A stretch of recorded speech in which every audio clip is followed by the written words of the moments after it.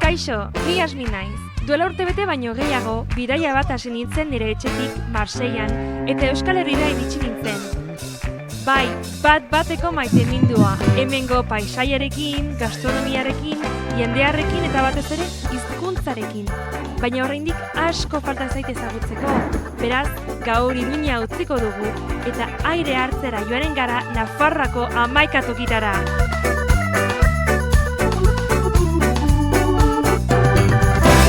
Gaurkoan, nora goaz? Kaixo, Yasmin. Tutera ezagutuko dugu gaur. Tutera, 35.593 biztanlerekin, Nafarroa osoko jendetsunetan bigarrena da. Nafarroako hegoaldean dago, Erribera eskualdean hain zuzen, Ebro ibaiaren inguruan. Gertu dira bardeak, buztinezko zorua duen pasamortu antzekoa. Goazen! Aurre iritziak apurtuko ditugu bidai honetan, eta euskaraz jakina. Nafarroa oso aberatsa da, eta nafartarrek asko daukate erakusteko. Orduan, kotxera sartu gurekin eta gozatu Nafarroatik eginen dugun bidaia. Nork esan dut tradizioa eta modernitatea ez direla elkarrekin joaten? Venga, goazen!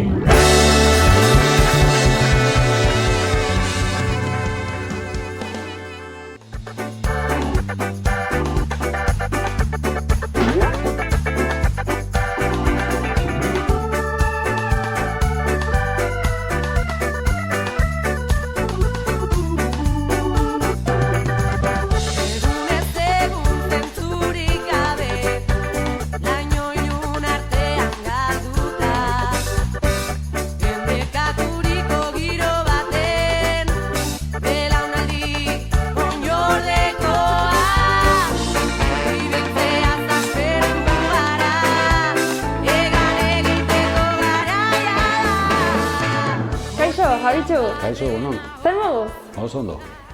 Nun gaude? Tuterako gaiteroen egoitzean. Egoitzean. Konta idazu pixkat elkartearen historia? Bueno, duela 40 urte, aurten, Erriberako dantza taldetako musikari batzuk erabaki genuen gaita ikastea. Zergatik? Ze hemengo inguruko dantza taldeek paloteadoak edo makeldantzak egiten zuten eta oso gaitari gutxi zeuden, etorri behar ziren edo Iruñetik edo Lizarratik. Orduan, pentsatu genuen, aparte gustatzen zitzaigun tresna asko, eta pentsatu genuen hemengo gaiteroak izatea oso importantea izango litzatekeela folklorea aurrera eramateko.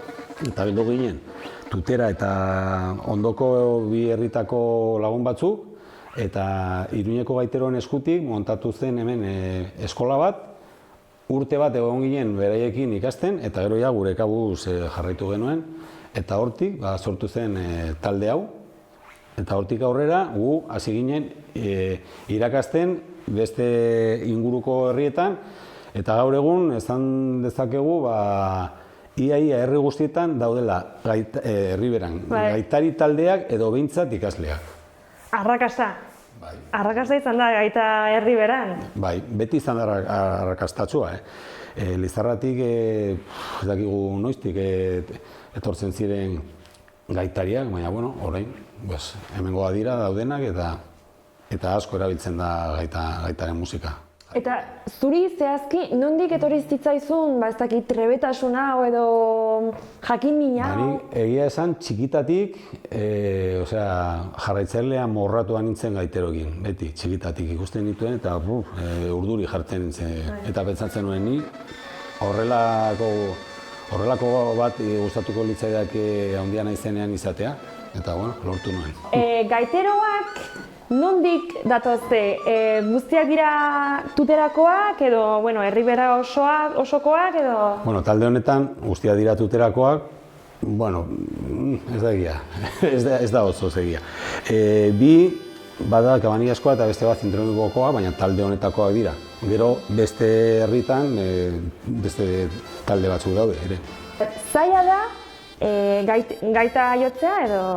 Bai, nahiko zaila da. Tresna tradizional guztiek badaukate bere zailtasunak. Eta gaitak badauka edozein haizeko tresnak izango zituenak gehi beste batzuk, no? Hain zarra dira, bai garatu dira, evoluzioa izan dute, baina kostatzen zaie izatea tresna berrien perfekzioi hori. Orduan, jolearen trebetasuna oso importantea da, eta belarri ona izatea ere oso importantea da, ze nota bakoitzeak aldarrikatzen du hori, afinazioa puntu-puntuan izatea. Eta orduan ez badaukazu belarri hori, nahiko zaila daukazu momentu guztietan nahiko afinatua joateko. Orduan zer, animatzen baldin banaiz, zer egin behar dut? Froga bat hori hasi baino lehen edo? Probatu ja zuzen tresnarekin. Bale, orduan mundu guztiak badu aukerarik hemen ikasteko, edo? Bai. Eta badaude beste kluba, beste elkartea gaita ikasteko hemen tuteran? Hemen tuteran ez, duela 10 urte edo ja Herriberan gaitaren irakaskuntza musika eskoletan egiten da. Tuteran oraindik ez dugu lortu, pentsatzen dugu hurbil dagoela, baina inguruko herrietan zenbait udal musika eskoletan ematen da, eta orduan jendea joaten da ara ikastera. Hau ez da irakasteko lekoa da, gaitari talde baten egoitza. Hemen saiatzen da, eta beste gauzak egiten dira, baina erakutsi orokorrean ez, kasu puntual batzuetan bai, baina... Badago lagun giroa, ez? Lagun gisa elkartzen zarete, poteo bat edo hartzen... Bai, hemen bilerak eta beste gauza bat egiten ditu. Eta beste gauza batzuk. Bai, horregatik badago mai bat, ez? Hori, bai, noizean behin merendatxo bat edo garagardo bat hartu hemen lagunen artean, saioa bukatzerakoan, hartuko dugu. Eta hemen elkartzen zaretenak, zuen artean zer, gazteleraz, euskaraz, zu euskalduna zara? Batez ere erdaraz. Egia da, Herriberan batez ere erdaraz hitz egiten dela, baina zenbait esparrutan euskaldunak daude eta euskaldunen artean egiten dugu euskeraz. Eta hemen batzuk euskaldunak gara eta gure artean euskeraz egiten dugu. Bai. Orduan noiz ikusiko zaituztegu berriz hemen tuteran jotzen, bakizu? Bihar. Bihar? Bihar kasualitatez, Olentzero Sariaren emanaldia izango da, eta urtero bezala joango gara pieza bat jotzera. Eta tuterako jaietan?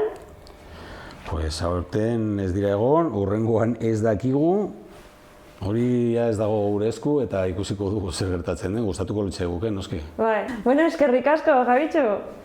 Eskerrik asko zuei. Eta gaita jotzen jarraituko dugu, ezta? Noski baietz.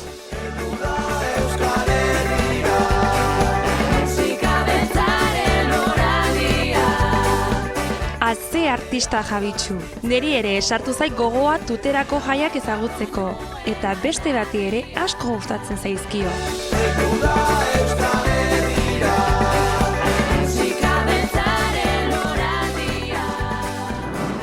Kaixo, Maia. Kaixo. Zer moduz? Oso ongi.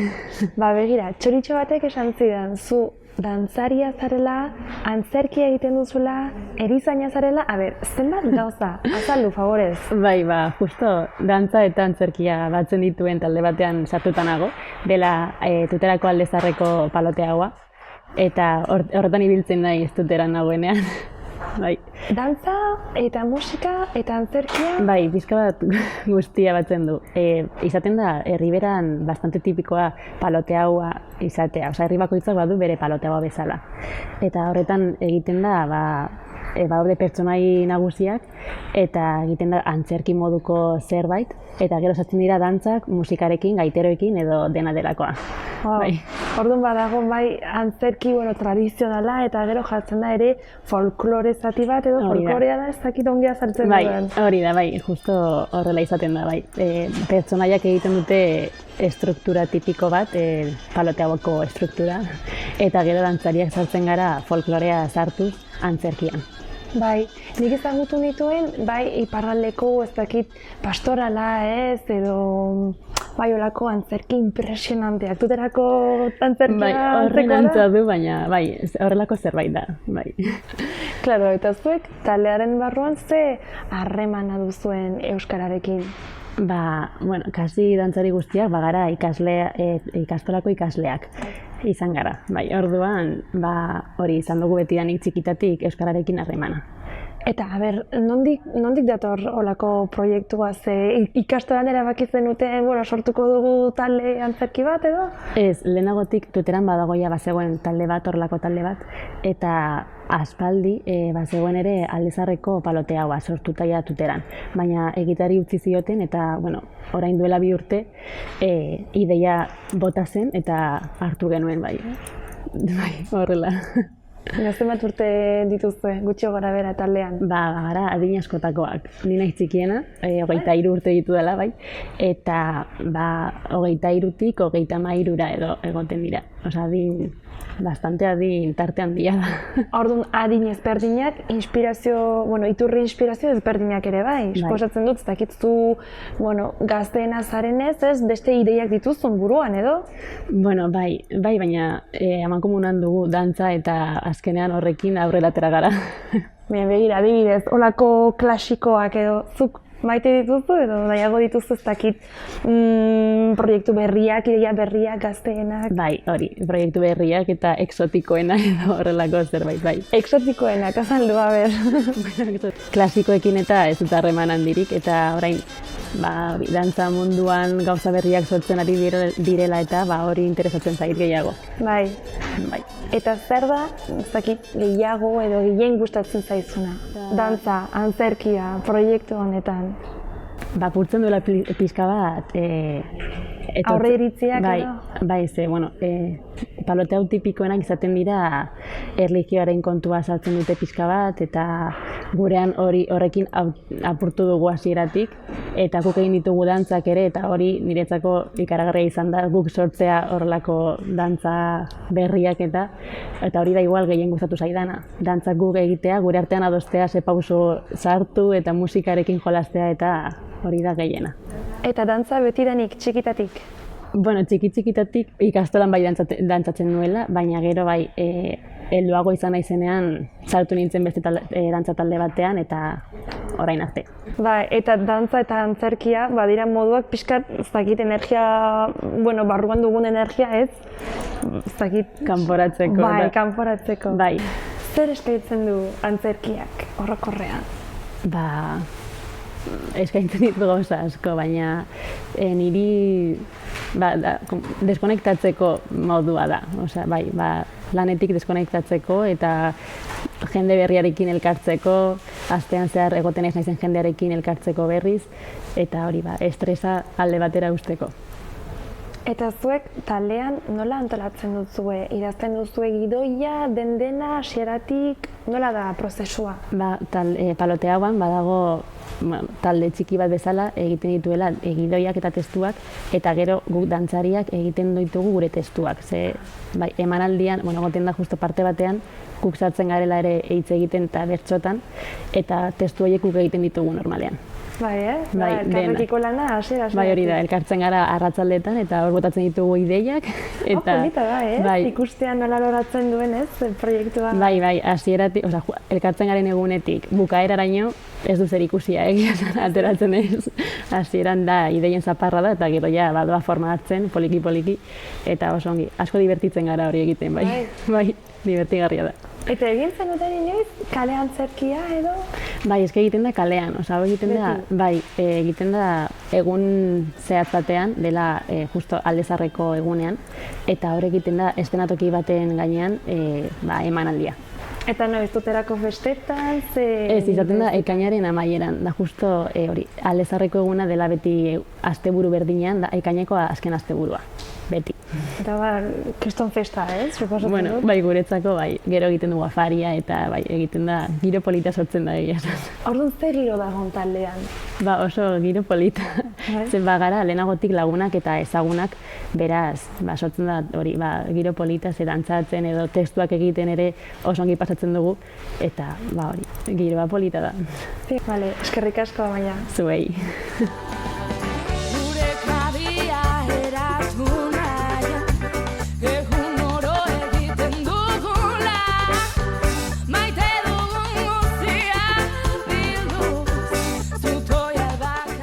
musika, antzerkia, tuteran denak artistak dira edo? Olentzero joan zaigu mendira lanera, intentzioarekin ikatz egitera. Hau bai, irudi ikaragarria. Zeren, ni txikitatik beti imaginatu nuen olentzeroa, elurran, hotz handiarekin, baina hemen dago olentzeroa eta basamortua. Ni iparretik hegoaldera, eta orain hegoaldean gaude. Hegoaldean gaude. Eta esango dizut non gauden? Non gaude? Arketa zen, Argeda zen. Bai, errege bardeetan. Bai, Hori da. bardeetan, ja ona etorri naiz, bardeetan zehar ibili naiz, ongi, niri gustatzen zait hau ere, denetan moldatzen naiz. Bai elurra dagoenean, eta bai hemen ere apioak eta ematen dizkidate, jateko. Badago denetarik, Bai. Hainbat urte, olentzeroa izan eta gero, ez dakit, kontaidazu anekdotorik grazioso edo barregarri bat? Jakingo balute, 2 aldiz erori naiz bota naute goitik bera. Ai, kontatu.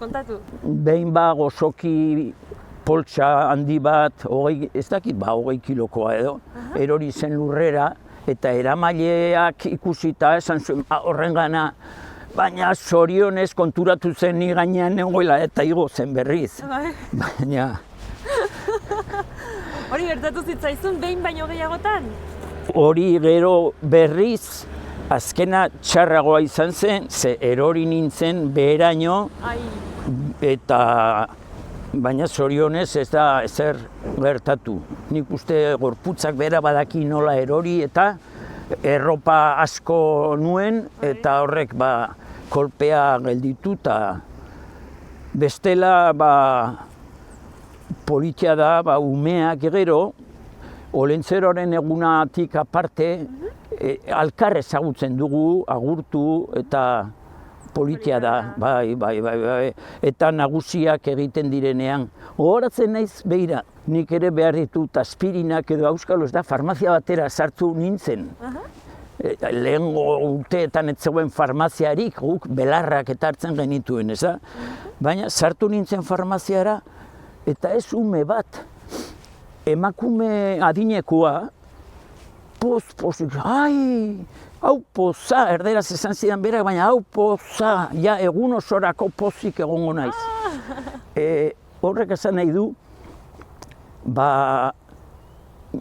nagusiengan ere umeak daudela edo, gu ere bakoitza umea. Eta pozik, eta berez ikusten ditut, ateratzen, eramaten nautenean Tudelan zehar aitona amonak eta aita amak eta jendea pozik gozokiak eskatzen, baina baita beste batzuk besterik gabe ikusten. Eta hor ikusten da bakoitzarengan umeak zentsu honean.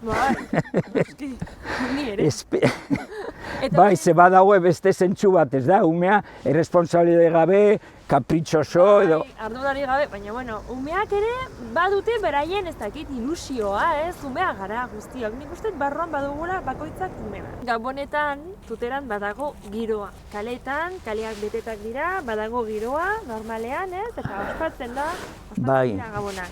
Leitzako hartzainek, hartzain gazteak etortzen dira, eta ez dute sinisten Tuteran horrelako giro euskaldunik dagoenik ere ez.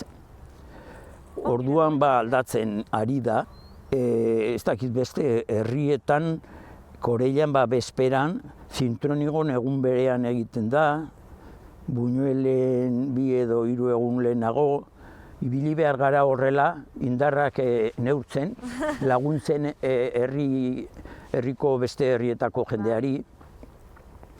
Lehen guri Iruñakoek lagundu ziguten bezala, bidea pixka bat egin, orain guk ere herrikoei lagundu, bai. Zuen txanda da. Olentzero buru handia, entendimentuz jantzia, bartaratzian edan omen du bostarruak osagia, aiurde tripandia, la la la la la la la la la la, aiurde tripandia, la la la la la la la la la.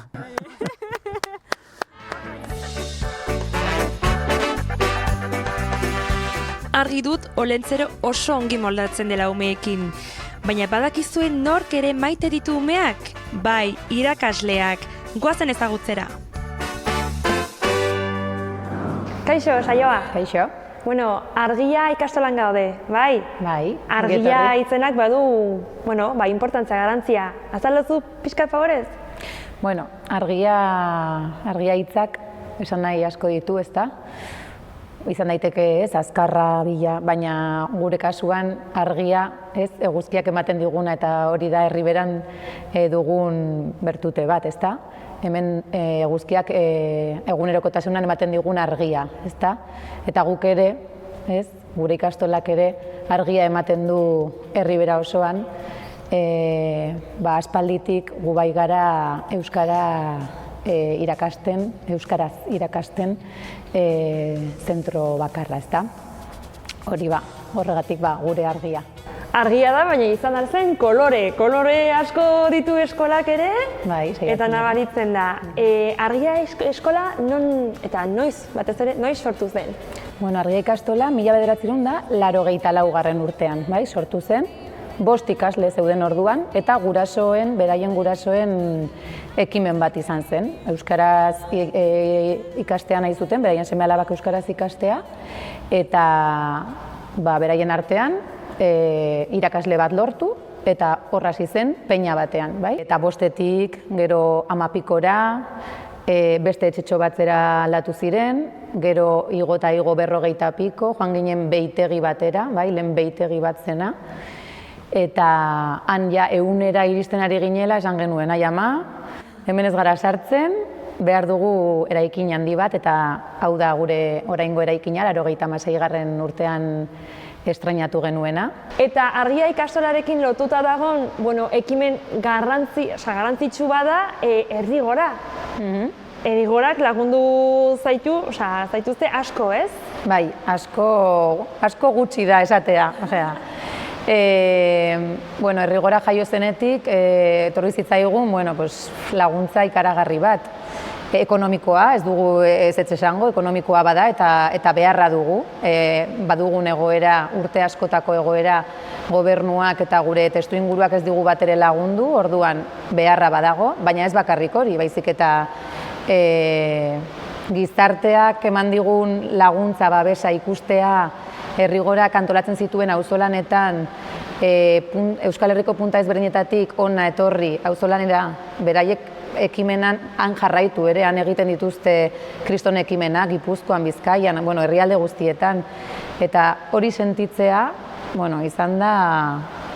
izaten ari da, jarraitzen ari da, ekimenarekin, eta kristona izan da. Aurtengo kanpainarekin zer moduz, ongi? Aurtengo kanpainaren okerrena izan da, auzolana ezin izan dugula egin, eta hori guretzat oso egun garrantzitsua da, bai? Ikasleek ere auzolanean parte hartzen dute egun batean, haiek egiten dute horrelako auzolan bat, gero guk ere parte hartzen dugu, eta hori aurten ezin izan dugu bizi, baina kontrako aldetik inoiz baino kutxa gehiago saldu dira, eta oso pozik. Gainera aurten, iaz agerraldia ekimena hasi ziren Errigorako lagunek, eta ez da bakarrik kutxak saldu eta dirua ekarri, baizik eta gainera ekimenak sortu dituzte, taldeak sortu dituzte herrietan bertan, guk euskeraz bizi ahal izateko. Adibidez, futbol taldeak, euskarazko futbol taldeak, gazte talde trukaketa, herrien artean, ludotekak, euskarazko ludotekak, orduan, izaten ari da kriston laguntza eremu honetan. Eta zuri saioa, zer da gehien gustatzen zaizuna irakasle gisa, hemen lan egitean? Hemen beti esaten dugu, igual ez dakit askotan entzun dituzuen Argia ikastolako komentarioak, baina familia bat gara. Hori da niri gehien, ni ikasle hoia naiz, orduan bizi izan dut ikasle hoi eta irakasle bezala, ezta? Eta niretzat familia bat da. Adinen artean elkar ezagutzen dugu, egoten gara, irakasleek eta ikasleek harreman estua dute, familia ere barnean dago, ikastola kooperatiba den heinetik, familia ere parte da, orduan familia bat garela, hori da.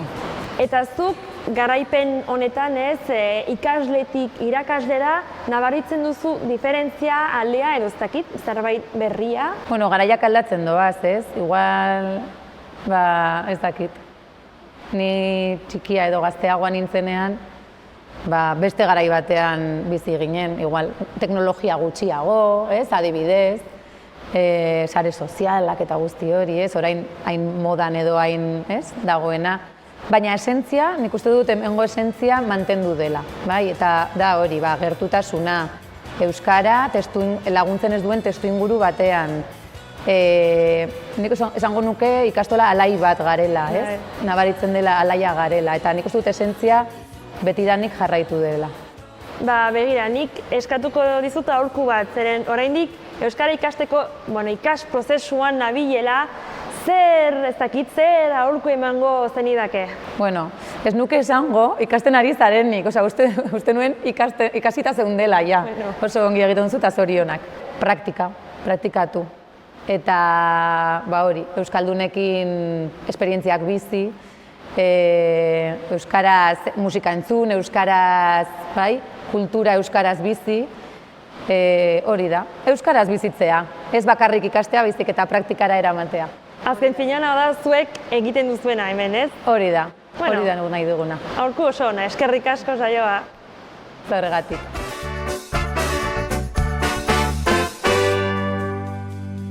Errautxetatik berran ertuak arrotasunez garrasika Iruñerrian sortuak dira eskabide. Argia ikastola familia handia da.